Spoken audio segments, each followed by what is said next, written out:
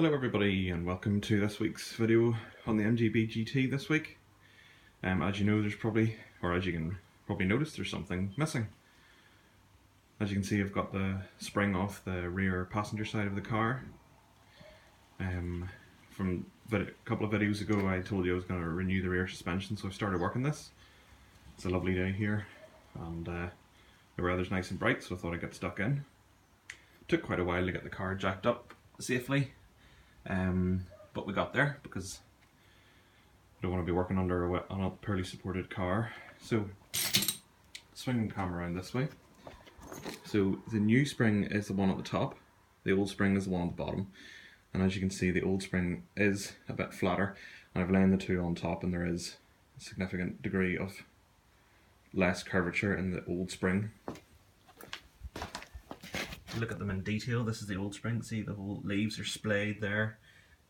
They're splitting, a bit of rust compared to the new spring. Really nicely made up. There seems to be rubber strips between the new leaves and the new spring. I'm not sure why that is, but maybe adds to a bit of comfort and reduces the level of rust. I'm not too sure. This is the old bush as well. As you can see, it's pretty chewed up compared to the new one, which is nice. Down the other end, this bush isn't too bad, but I'm going to be putting polyurethane bushes in them to get a bit more wear and tear out of the new springs. Coming around here, this is the damper.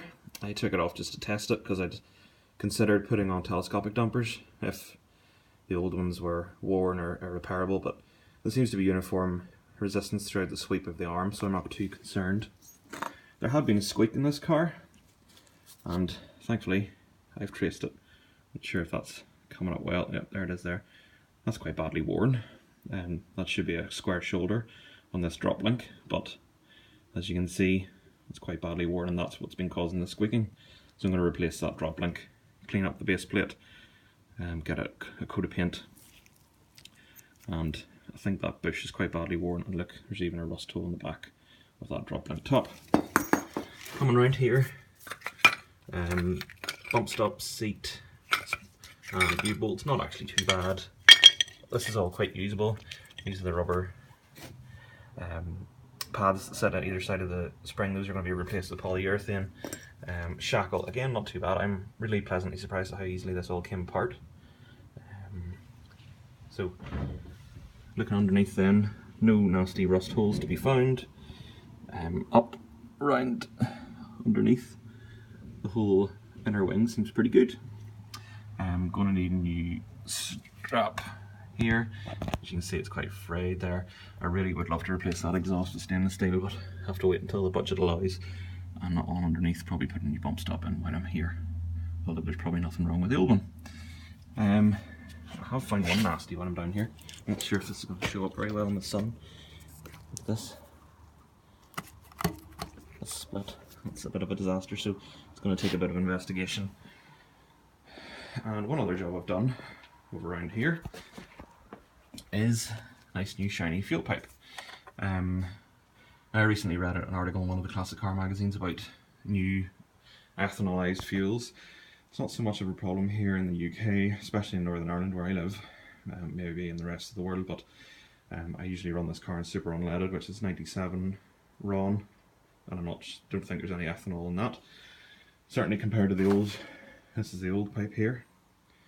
Now it's not too bad, but as you can see the rubber starting to perish there and break down. The clips aren't as good as they used to be. It's starting to split. So rather than waiting for the car to go on fire due to a fuel leak, I thought I'd just get on and change it. This metal sleeved pipe, if you buy it off eBay or one of the MG sellers, it's actually quite expensive, but I got a non-named version, I'm not sure how you describe it, off eBay. Just came as Q parts, engineered for your classic. I think it was about £5 compared to the £25 or £50 that I've seen for other sets, so quite pleased with that. So I'll let you know how I get on. If there's any problems I will be sure to tell you. So yeah, that's a roundup of the work this week on the MG. Thanks for watching. Please hit the subscribe button, hit like if you want. I know I'm always glad to hear your comments and I do make effort to reply to them all. Once again, thanks for watching and I'll talk to you next week. Thanks very much. Goodbye.